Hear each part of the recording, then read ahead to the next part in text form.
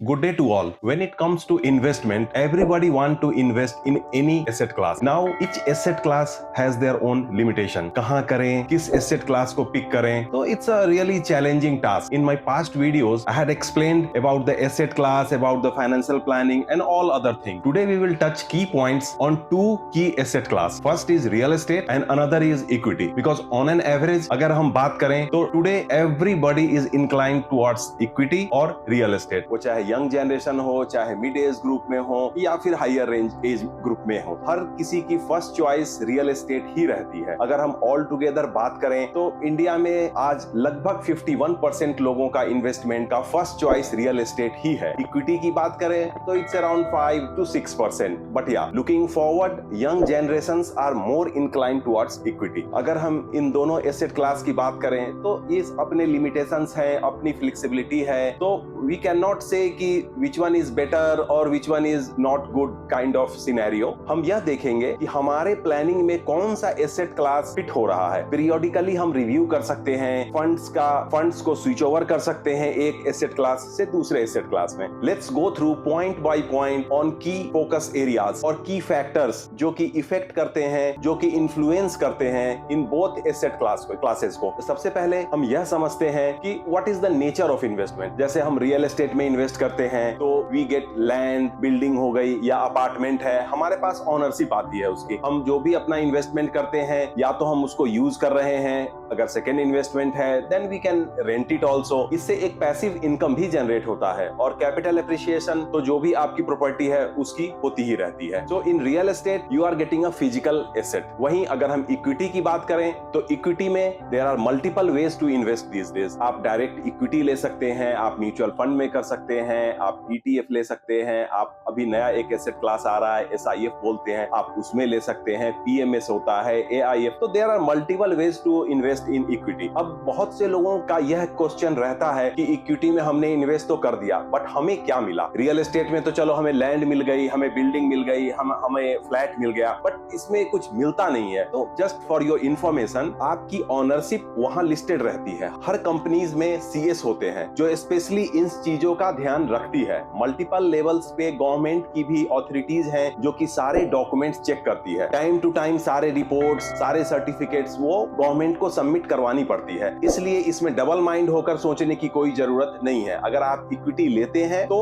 आपके fund investment के हिसाब से प्रोपोर्शनली आपके पास उस कंपनी की ओनरशिप रहती है और सारा डेटा मेंटेन होता है। अगर हम बात करें तो गवर्नमेंट के बहुत सारे ऐसे इंस्टीट्यूशंस हैं जैसे सेबी हो गया, NSE, BSE, CDSL, इन सब जगहों पे, मल्टीपल जगहों पे आपकी ओनरशिप कंपनी में दिखती है। उनके पास डिजिटलाइज वे में सारे डॉक्यूमेंट्स होते हैं। वही है कि आपके पास क्या होता है, तो आपका डीमैट अकाउंट होता है, जिस डीमैट अकाउंट में आपके पास दिखाएगा कि कितनी क्वांटिटी है, कितना आपने इन्वेस्ट किया था और what is the current value. Another key focus area is liquidity, which is the most important part, because when you are investing तो बैक ऑफ द माइंड ये हमेशा रहता है कि अरे कभी इमरजेंसी में कुछ जरूरत पड़ गई तो how I can get back my fund. अमूमन मैंने देखा है कि जब भी लोग इन्वेस्ट करते हैं तो साथ में यह क्वेश्चन सबसे पहले आता है कि अगर मुझे जरूरत पड़ गई तो how quickly I can get the fund. तो अगर यहाँ बात करें तो रियल एस्टेट में you need to take little bit long view. ठीक है, by chance if you can make the transaction quickly it's advantage for you, but on an average की बात करें तो आपको एक लॉन्ग पीरियड लेके ही चलना पड़ेगा। यहाँ शॉर्ट ड्यूरेशन में अगर आप सोचे कि आपने इन्वेस्ट भी किया, आपका फंड ग्रो भी हो जाए और आपकी लिक्विडिटी भी आ जाए, यह थोड़ा सा आउट ऑफ द टर्न जैसा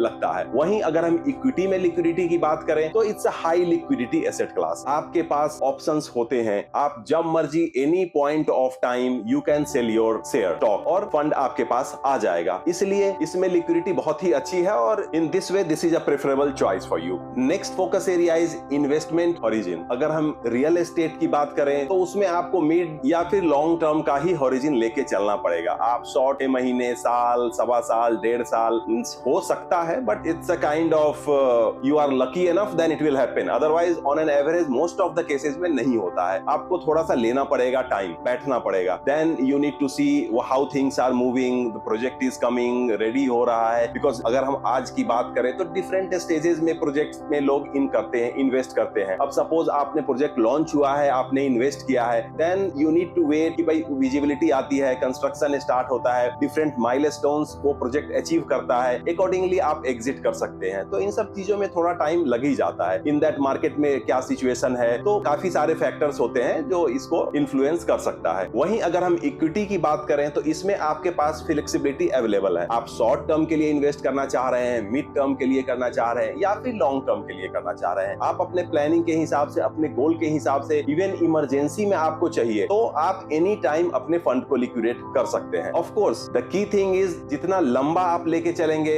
उतना आपके पास ग्रोथ की अपॉर्चुनिटी ज्यादा रहेगी। मिड लेंगे तो उससे कम रहेगा, और शॉर्ट टर्म लेंगे तो इट डिपेंड्स, रिस्क ज्यादा है और उसके प्रोपोर्शन में फिर ग्रोथ आपको देखना पड़ेगा। अगला की फैक्टर है रिटर्न पॉसिबिलिटी। अब यह बहुत ही जरूरी है एसेस करना कि जो भी आप एसेट ले रहे हैं, एसेट रियल एस्टेट में, तो रियल एस्टेट के एसेट की एक सेल्फ लाइफ होती है। आपने जब बुक किया है या आपको जब डिलीवरी मिली है, आपको पोजेशन मिला है, तो इनिशियली साल, 2 साल, 3 साल, 4 साल, 5 साल भी ले लीजिए, आप 6 साल ले लीजिए, एक आपको मतलब हाई ग्रोथ दिख सकता है। बट एक सेल्फ लाइफ होती है, हर बिल्डिंग की जैसे एक सेल्फ लाइफ होती है, हर प्रोजेक्ट की एक सेल्फ लाइफ होती है। एक 5 साल, 7 साल, 10 साल के बाद एक वो स्टेगनेंट वाला स्टेज आता है जिसमें कि ठीक है, लैंड है तो लैंड का तो ग्रोथ होता है, तो लैंड का आपको रिटर्न मिलेगा, बट बिल्डिंग और प्रोजेक्ट में ऐसा आपको ग्रोथ नहीं दिखेगा over a period of time. तो इसमें थोड़ा सा अगर हॉरिजन अगर लॉन्ग करके आप देखेंगे तो हर प्रोजेक्ट की, हर बिल्डिंग की, हर फ्लैट की एक एंड वैल्यू है। आफ्टर दैट एक लिमिटेड स्कोप आपके पास रह जाएगा। सपोज आपने 1.5 करोड़, 2 करोड़, 2.5 करोड़ का एक घर लिया है, तो over a period of time what you expect, 2 crore है तो उसका 5 करोड़ हो जाएगा, 10 करोड़ हो जाएगा, 12 हो जाएगा। बट आप यू कैन नॉट एक्सपेक्ट कि वो 2 करोड़ है वो 20 करोड़ हो जाए, या 2 करोड़ है वो 30 करोड़ हो जाए। तो इस तरीके का मतलब एक्सेप्शनल कुछ वैसा प्रोजेक्ट हो then it's okay, otherwise this is not normal. वहीं अगर हम इसमें इक्विटी की बात करें तो इक्विटी की बात करें तो यहाँ पॉसिबिलिटी अनलिमिटेड है। It all depends on the companies growth. अगर कंपनी अच्छा ग्रो कर रही है, जैसे बहुत ऐसे सेक्टर्स हैं, बहुत ऐसे इंडस्ट्री हैं जिसमें आप देखेंगे कि डिमांड जो है वो कभी खत्म होने वाली नहीं है। जैसे एफएमसीजी की हम ले लें, कंज्यूमेबल की ले लें, तो जब तक पॉपुलेशन है, अगर हम फार्मा इंडस्ट्री की ले लें, तो जब तक पॉपुलेशन है तब तक वो ग्रोथ होने ही वाली है, और इवन हायर ट्रेजेक्टरीज पे होंगी। तो उसमें क्या है कि रिवेन्यू जनरेशन ज्यादा होगा, प्रॉफिटेबिलिटी ज्यादा होगी, तो फिर आपके रिटर्न के स्कोप भी बहुत ज्यादा होते हैं। जैसे अगर मैं एग्जांपल आपको एक दूं, रियल एस्टेट में अगर हम एक 20 साल का टाइम फ्रेम लेके चलते हैं, और गुड़गांव की प्रॉपर्टी आज से 20 साल पहले 2005, 2006 अगर आपने कोई 25 लाख, 30 लाख के आसपास का प्रॉपर्टी लिया होगा, तो आज अगर देखेंगे तो मैक्सिमम उसकी वैल्यू होगी तो 5 करोड़, 5.5 करोड़, 6 करोड़। सेक्टर्स की बात कर रहा हूं मैं, जो सेक्टर्स में जिस तरीके की चलती थी नॉर्मल में। वहीं अगर हम इक्विटी में देखेंगे, और एक पर्टिकुलर शेयर ऑल्सो मैं कोट कर रहा हूं, but it's not a kind of that आपको लेना है या ऐसा कुछ भी नहीं, just for educational purpose I am saying,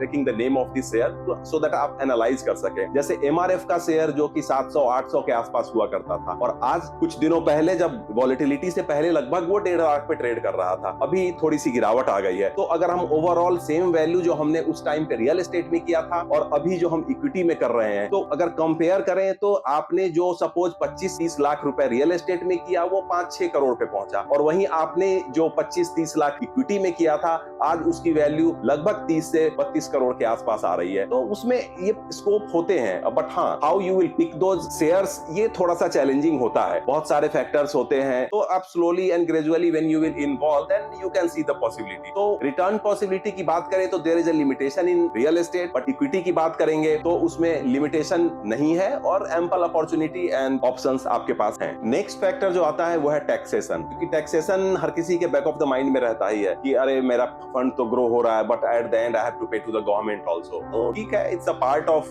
the transaction. अगर आप कुछ इनकम कर रहे हैं तो government will take it. And अगर हम टैक्सेशन की बात करें तो अभी लास्ट जो बजट आया है और जिसमें यूनिफॉर्मिटी की गई है, तो अब लगभग वही 12.5% के आसपास आपको कैपिटल गेन जो आपका एसेट से होगा उस पे भी लगने वाला है, और जो इक्विटी में जो भी आपका आएगा उस पे भी मोर और लेस अगर 1 साल तक आप रखते हैं और उसके बाद जो भी लिक्विडेट करते हैं आप, तो लगभग वही आएगा। तो टैक्सेशन वे में तो इन दोनों को ही लगभग सिमिलर स्टेज पे लाके हमारी फाइनेंस मिनिस्टर ने रखा है। हाँ, ये है एडिशनल एडवांटेज आपके पास की इक्विटी में है तो लगभग 1.25 लाख के आसपास का हर साल में आपको एग्जम्पशन एडिशनल मिल जाता है। बट हाँ, एक डिसएडवांटेज आपके पास इक्विटी में है, if suppose you are doing intraday trading और you are doing below 1 year, then आपके फिर 20% और 30% का स्लैब रहता है, तो in that case you need to pay higher taxes. वहीं आप अगर रियल एस्टेट में करेंगे बात, तो उसमें भी वही शॉर्ट टर्म और मीडियम टर्म, शॉर्ट टर्म तो नहीं होता कुछ, बट हाँ mid term with in a year रखेंगे तो आपका फिर लायबिलिटी डिफरेंट तरीके से डिसाइड होगा। अगर हम रियल एस्टेट की बात करें तो it's much more safer than equity. आप रियल एस्टेट में इन्वेस्ट करेंगे तो मोस्ट मैक्सिमम ये होता है कि टाइम वाइज करेक्शन आता है। कभी भी ऐसा नहीं होता है कि जो 2 करोड़ की प्रॉपर्टी है वो 1 करोड़ 1.5 करोड़ की हो जाए। हाँ, 5 लाख 10 लाख ऊपर नीचे होता है, बट प्राइस में बहुत ज्यादा वेरिएशन नहीं आता है। वहीं अगर हम इक्विटी की बात करेंगे तो 20%, 30%, 40%, 50% तक भी प्राइस डाउन आने की संभावना रहती है। ऑफ कोर्स उसके बाद फिर हायर ट्रेजेक्टरी पे जाते हैं प्राइसेस, बट हाँ, रिस्क ज्यादा है, वॉलेटिलिटी ज्यादा है। वहीं अगर हम रियल एस्टेट की बात करें तो आपके पास बहुत ज्यादा रिस्क इसमें प्राइस टर्म्स में नहीं है। हाँ, आपके पास रिस्क क्या है, तो अगर आरबीआई लैंडिंग रेट बढ़ा देती है, बोरोइंग कॉस्ट बढ़ जाता है, तो बैंक आपका इंटरेस्ट रेट बढ़ा देगी। बट हाँ, इन that case little bit impact आएगा, बहुत ज्यादा नहीं रहता है। बट हाँ, एक सबसे बड़ा रिस्क होता है natural calamities, but that's extreme, तो there is no point discussing that. अगर इन दैट केस तो as a mass overall that will impact. वहीं इक्विटी में है तो of course it's a risky asset class, return भी कंपैरेटिवली हायर्स होते हैं। अब हम बात करें इक्विटी की तो ग्लोबल फैक्टर भी इसमें इन्वॉल्व हो जाता है। अगर ग्लोबली आज हम देखते हैं किसी अदर कंट्रीज कॉन्टिनेंट में कुछ भी होता है तो सबसे पहले शेयर मार्केट गिर जाता है। तो इश्यूज कहीं भी हो, इकोनॉमिक इश्यूज हो या फिर इंडस्ट्री से रिलेटेड कुछ पॉलिसीज गवर्नमेंट की नई आ गई या फिर किसी तरीके का परफॉर्मेंस में कहीं हिंड्रेंस आ रहा है, तो मल्टीपल फैक्टर्स होते हैं। इसलिए इक्विटी में हम ये कह सकते हैं कि रिस्क तो ज्यादा होता है, नो डाउट अबाउट दैट। अगला फैक्टर है लीवरेज का। लीवरेज की अगर हम बात करें तो अगर आपके पास रियल एस्टेट में कोई भी एसेट है तो any time you can go and do loan against property. आप उसको मॉर्गेज रख के फिर उसके अगेंस्ट दूसरी प्रॉपर्टी ले सकते हैं। तो you have way to grow from that previous property also. वहीं अगर हम इक्विटी की बात करेंगे तो इसमें भी मल्टीपल ऑप्शंस होते हैं आपके पास जो भी पोर्टफोलियो है उसके अगेंस्ट आप फंड ले सकते हैं, या फिर आपके पास अगर आप ट्रेडिंग करते हैं या फिर आपने इन्वेस्ट करके भी रखा हुआ है तो आपके पास जितनी वैल्यू है कि इक्विटी है उसके अगेंस्ट आप मार्जिन ले सकते हैं, जिसपे कि आप फिर से इन्वेस्ट या ट्रेडिंग कर सकते हैं। तो बोथ वेज इट्स मोर और लेस सेम, बहुत ज्यादा डिफरेंस नहीं है। जो भी आपके पास एट द एंड फंड है जो आपने इन्वेस्ट किया हुआ है या जो करंट वैल्यू है उसके अकॉर्डिंगली आप अपना लीवरेज ले सकते हैं। अगला एक फैक्टर जो आप कंसिडरेशन में रख सकते हैं वो है डाइवर्सिफिकेशन। अगर हम रियल एस्टेट की बात करें तो डाइवर्सिफिकेशन थोड़ा सा मुश्किल हो जाता है बिकॉज हैवी फंड की जरूरत पड़ती है। Real estate you can not go around with some small और मिनिमम फंड, आपको फंड की जरूरत पड़ेगी। Okay, you have to pay partly, आपका प्लान पेमेंट होगा जिस तरीके से, अगर आप सपोज आप नए प्रोजेक्ट में ले रहे हैं तो पेमेंट प्लान के हिसाब से फ्लेक्सिबिलिटी रहेगी, बट फंड की जरूरत आपको रहेगी। तो इसमें आप पॉसिबिलिटी, अगर फंड क्रंच है तो उसमें ऐसा हो सकता है कि आप इसकी पॉसिबिलिटी कम रहेगी कि मल्टीपल फंड्स मल्टीपल लोकेशंस पे आप ले सके। अगर फंड है then of course well and good, you can go and get it. वहीं अगर हम शेयर की बात करेंगे तो it's always possible for you, और आपके पास पूरी फ्लेक्सिबिलिटी, आपके पास फंड जितना भी है, fund doesn't matter in this. आप मिनिमम फंड से भी स्टार्ट कर सकते हैं और फ्लेक्सिबिलिटी आपके पास पूरी है। आप डिफरेंट इंडस्ट्रीज के, डिफरेंट सेक्टर्स के, आप different geographical area, in other words बोले तो आप इंडिया में तो ले ही रहे हैं, आप चाहे तो यूएस के भी शेयर ले सकते हैं। तो इस तरीके से डिफरेंट आप अपने फंड को आप डाइवर्सिफाई कर सकते हैं। एक ही इंडस्ट्री के आप टॉप 2, 3, 4 शेयर्स कंपनीज के ले सकते हैं। तो आपके पास पूरी फ्लेक्सिबिलिटी रहती है अपने फंड को डाइवर्सिफाई करने के लिए। इसमें अगर हम कंक्लूड करें अब तो asset class, all asset class are fine, same way real estate बोले या फिर इक्विटी बोले, अपने अपने एडवांटेजेस हैं, अपनी अपनी रिस्ट्रिक्शंस हैं। तो हम इसमें अगर देखें तो सम वे द बिगेस्ट की फैक्टर इज फंड अवेलेबिलिटी। तो ऑन एन एवरेज अगर हम मास की बात करें तो हर किसी के पास इतना फंड जरूरी नहीं है कि अवेलेबल हो और वो रियल एस्टेट में इन्वेस्ट कर सके। तो उन सब लोगों के लिए equity is the best choice. कि आप जब आपके पास थोड़े फंड है, स्मॉल फंड्स हैं, तो उससे भी आप स्टार्ट कर सकते हैं। आप अपना पैटर्न डेवलप कर सकते हैं, आप अपना हैबिट डेवलप इन्वेस्टमेंट की कर सकते हैं, और स्लोली आप इन्वेस्ट डाइवर्सिफिकेशन के साथ करते रहें। When you have that much fund, कि हाँ आपको लगता है कि now I have enough fund, और आपने कुछ एसेट देखा है रियल एस्टेट में जो कि उस फंड में अवेलेबल है, आप कुछ लोन ले सकते हैं, तो फिर आप इसको यहाँ से निकाल के आप रियल एस्टेट में इन्वेस्ट कर सकते हैं। तो इस तरीके से स्मार्टली आप प्ले कर सकते हैं और देख सकते हैं कि कब किस टाइम फ्रेम में कौन सा एसेट क्लास आपके लिए सूट कर रहा है। जैसा हमने डिस्कस किया है कि डिफरेंट एसेट क्लास के